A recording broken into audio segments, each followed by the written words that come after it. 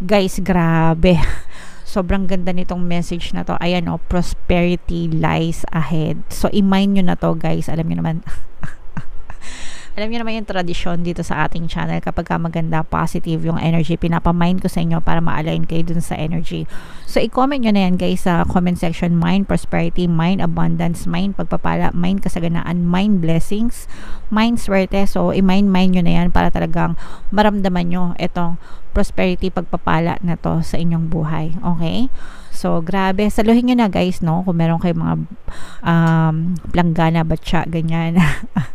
Ilagay nyo yung sarili nyo sa receptive state. Pag sinabing receptive state, ready to receive, no? Para talagang tanggapin nyo, saluhin nyo yung mga blessings mula sa taas, mga kapiksi.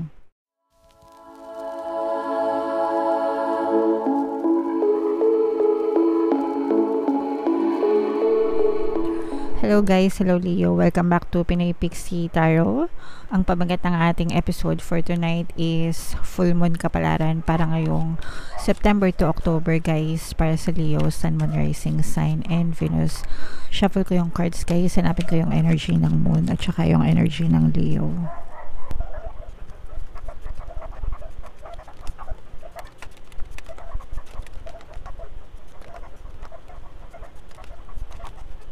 So, ito yung Moon energy, mga kapiksi. Ngayon naman hanapin natin yung energy ng Leo.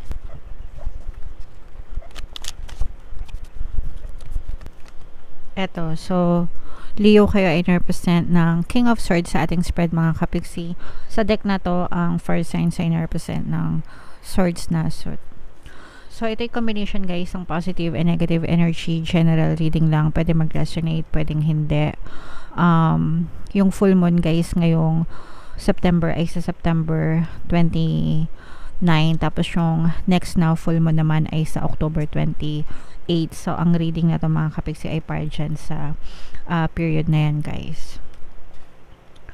Alright, and ang pangalan ng ating full moon ngayon ay Corn Moon or Harvest Moon, mga kapiksi. For some of you, may lumalabas din dito na water sign, Cancer, Pisces, Scorpio. Maaring meron kayong water element sa inyong natal chart, mga kapiksi, or for some of you, maaring you may be involved with another water sign sa buhay nyo. Combination to, guys, ng positive and negative energy, pero this is more on positive energy. Merong nakukonsensya, mga kapiksi. Okay?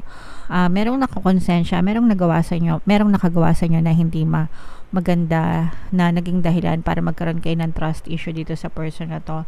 Somebody na pinagkatiwalaan nyo, mga kapiksi, pero parang inabuso niya yung pagtitiwala na binigay mo sa kanya.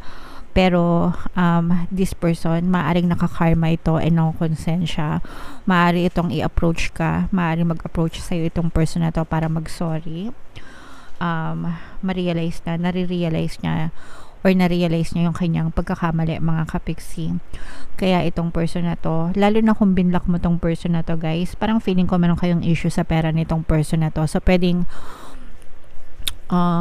partner mo, specific person, ganyan, romantic, or pwedeng kaibigan, kakilala na nagkaroon ka ng issue sa pera.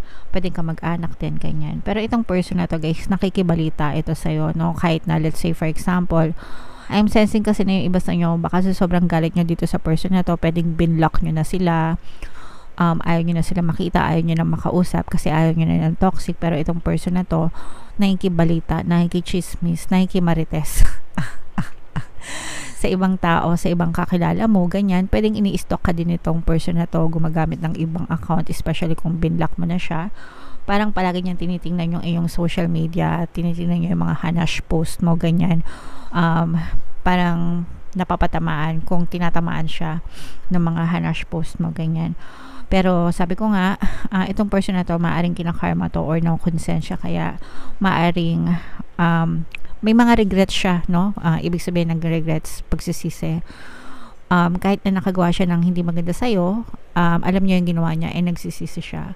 So, sooner or later, maaring humingi ng tawad sa'yo ito, guys. If you're manifesting for this, pwede nyo, guys, pakinggan yung pampakonsensya subliminal natin dito sa ating channel. Medyo marami na tayong success stories niyan. Hanggang sa talagang makonsensya sila and humingi ng tawad. Pero yung iba sa inyo guys, parang feeling ko naka-move on na kayo from this person and naka-move on na kayo dun sa ginawa niya ang hindi maganda sa inyo. Nakikita natin na nakafocus kayo sa healing nyo. Yung iba sa inyo parang wala na kayong pakialam sa kanila. Whether napatawad nyo sila or hindi, parang it doesn't matter para sa inyo, pero yung focus ng attention nyo is yung sarili nyo. And parang fino-focus nyo right now is yung kabuhayan nyo, mga kapiksi. Kaperahan, trabaho, negosyo, or kung ano man yung pinagkakakitaan. At saka mas confident kayo guys, no? Parang walang nawala sa inyo. Kung meron silang nagawang hindi maganda sa inyo, it's not your loss. Alam nyo yun, no? Alam nyo na it's not your loss, it's their loss. Kaya parang malinis yung konsensya nyo and kayo parang nagfo-focus kayo on your career, sa trabaho nyo, sa kaperahan nyo. Yun yung focus ng attention nyo, mga kapisi. So, keep up the good work. Yung iba sa inyo, parang feeling ko, I'm sensing na parang nagsisave kayo. Kasi parang gusto nyong lumipat ng trabaho or maghanap ng ibang opportunities, pero kailangan nyo ng pera, backup plan, ganyan, in case na kailangan nyo mag-resign. Kasi diba sometimes especially if you live paycheck to paycheck, ibig sabihin nag-aantay kayo ng sahod para may pera kayo sa susunod or panggasto sa susunod. Parang nag-iipon kayo para in case na mag-resign kayo, meron kayong pera allowance na magagamit. Okay? So, push nyo lang guys. At saka yung iba, parang nagre-research din kayo. Let's say for example, meron kang kakilala dyan sa company na yan, tinatanong mo kung maganda ba dyan, meron ba dyan posisyon para sa akin, maganda ba yung swelduhan dyan, maganda ba yung mga benefits dyan, yung mga ganun. So parang naghahanap din kayo ng pwede nyong malipatan, mga kapiksi. Ayan, so ito yung sinasabi natin na nakukonsensya. Meron talaga nakukonsensya guys. Somebody na nakagawa ng hindi maganda sa inyo. You're not crying, they're crying. Sila yung umiiyak. Sila yung umiiyak dahil sa nagawa nila sa inyo. Okay, pwedeng umiyak ka dati dahil sa sakit, pero nakita natin na naka-move on na kayo and now sila yung nagsasuffer. Kasi bukod sa ng konsensya, sila kinakarma talaga sila. So, yun naman yung sinasabi ko sa inyo guys, hindi mo kailangang mag-wish, especially doon sa mga nakagawa ng hindi maganda sa inyo. You don't need to lift a finger whatsoever kasi pag si universe yung nagbigay ng karma, talagang hahatulan at hahatulan sila. Okay? So, hindi nyo na kailangan mag-wish na sana makarma ka!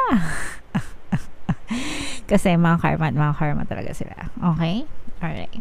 Habang sila ay nakakarma, kayo naman ay lalong pinagpapala, mga kapiksi. You are being very blessed. And yung lalo na guys, kung let's say for example, nilamangan kayo sa pera, lalo itong naghihirap, no?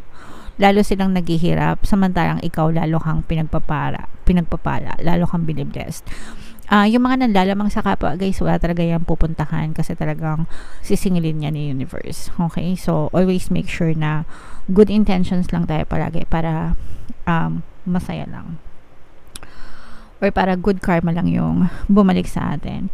And for some of you guys, no, I'm sensing na you will be very happy in terms of love, connection with other people, no? Except dito sa person na to na talagang nagbibigay ng sakit ng ulo sa'yo. Pero ikaw, maganda yung relationship mo. Unang-una sa sarili mo. Parang you're protecting yourself, you're loving yourself more. And yung mga taong alam mo na mapagkakatiwalaan mo, yung mga nasa paligid mo na all throughout nagsusupport sa'yo, hindi ka pinapabayaan, you feel happy with them, mga kapis. You are very blessed, no? Na may iba pang tao na nandyan sa paligid mo na talagang maaasahan, sumusuporta, mapagkakatiwalaan mo. So, isa sila sa mga blessings sa buhay mo, mga kapiksi. And yung iba sa inyo guys, parang feeling ko merong ipapadala si universe na tao na tutulong sa'yo, no? Parang magiging bridge, stepping stone, no? So, parang angel in disguise, ganyan.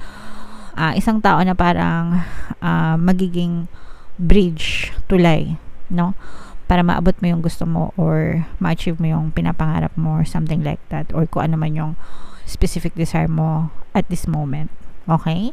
So, kaloob yan ng universe. Sabi ko naman sa inyo guys, if you're manifesting, the universe will move people, things, situation, events, circumstances sa buhay mo para mag-manifest yung desire mo. So, yung tao na yan, kaloob yan ng nasa taas, mga kapiksi. So, wag mong tanggihan yung tulong nila because it's the universe moving them for you.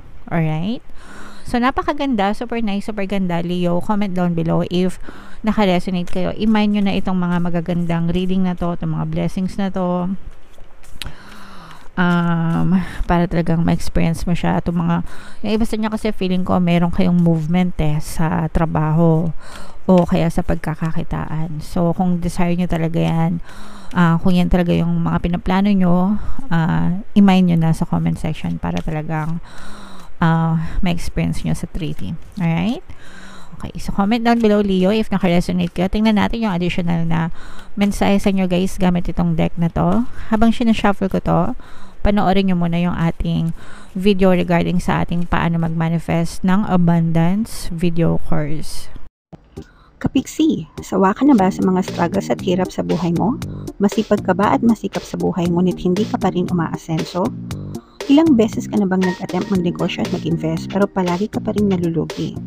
Sa pagkakataon na ito ay maaaring may subconscious beliefs ka na nagiging balakid sa iyong pag-unlad at pagyaman. Introducing, paano mag-manifest ng abundance video course.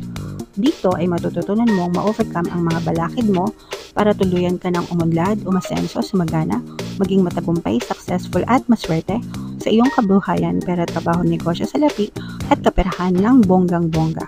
Dali, mag-send na ng email sa pinoypixietarot@gmail.com at simulan na ang iyong pagyaman ngayon. Alright, so mag-avail ka na ng course, Kapiksi. Sobrang ganda talaga niyan. And kapag natutunan nyo yung course na yan, magbabago talaga yung takbo ng buhay nyo sa pag-undad and pag-asenso. Magbibigay din ako, guys, ng free one pampaswerte subliminal sa lahat na mag-avail ng course until September 30. So mag-avail na kayo, guys. And meron din tayong email coaching, manifest your desires using the law of attraction. If meron kayong mga specific na gusto nyong i-manifest, pwedeng love and relationship, pwedeng money or career, guys, pwede kayong magpabook ng email coaching session with me. Mag-send lang kayo, guys, ng email sa pinoypixietarot@gmail.com. Guys, grabe. Sobrang ganda nitong message na to. Ayan, prosperity lies ahead. So, i-mind nyo na to, guys. Alam nyo naman, alam niyo naman yung tradisyon dito sa ating channel, kapag ka maganda, positive yung energy, pinapamind ko sa inyo para ma-align kayo dun sa energy. So, i-comment nyo na yan, guys, sa comment section. Mind prosperity, mind abundance, mind pagpapala, mind kasaganaan, mind blessings, mind swerte. So, i-mind nyo na yan para talagang maramdaman nyo itong prosperity, pagpapala na to sa inyong buhay. Okay? So, grabe. Saluhin nyo na, guys, no? Kung meron kayong mga planggana, batya, ganyan.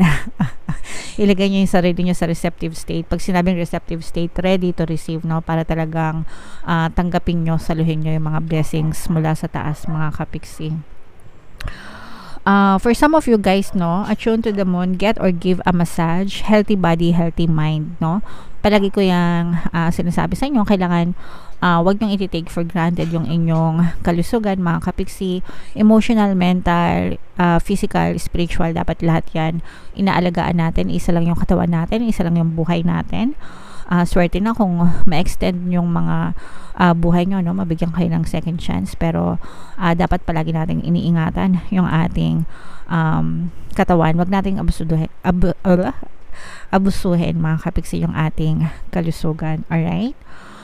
For some of you, eto, grabe, sobrang ganda nitong message na to.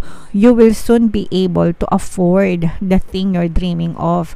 Mabibili, in short, sa Tagalog, mga kapiksi, mabibili mo rin yung mga gusto mong bilhin sa buhay mo. Okay? Why? Because prosperous ka, mayaman ka, marami kang pera, palagi kang may pera, and palagi kang nagkakapera. Okay? I-affirm nyo lang yung, guys, no? Yun yung affirmations na palagi kong sinishare sa inyo when it comes to money. Money comes to me, at saka palagi ako may pera and palagi ako nagkakapera. In-embed ko na rin yan dun sa ating latest na pampaswerte subliminal. Hindi ka na mauubusan ng pera. So, latest yan. Nandyan sa ating homepage. Pakinggan nyo, no? Talaga parang yung pasok ng pera sa buhay nyo, talagang papasok at papasok yan. No choice yan sila kundi pumasok sa inyo kasi Sinikstik na natin yung mga money affirmations dyan sa subliminal na yan. So, pero yung pakinggan yun guys para makatulong sa inyo na talaga maka-attract ng pera and mabili lahat ng gusto nyong bilhin, lahat ng gusto nyong naisin sa buhay nyo. Parang piece of cake na lang siya. Para lang kayong bumibili ng candy, ganyan, sa sobrang mura kasi afford na afford nyo mga kapiksi. Okay? Getting clear on what you value most will help you find peace. Pag alam mo yung gusto mo, mafo-focus yung attention mo dun eh. So, it's the first step na kailangan nyo maintindihan. Dapat alam mo yung gusto mo. Pag alam mo yung gusto mo, yung energy mo, mafo-focus yung attention mo dun and it will definitely manifest sa iyong 3D. So, kailangan, alam mo yung gusto mo, ask yourself, what do I want? Ano yung gusto ko? Okay? Yun yung first step. Pagdating sa manifestation, guys.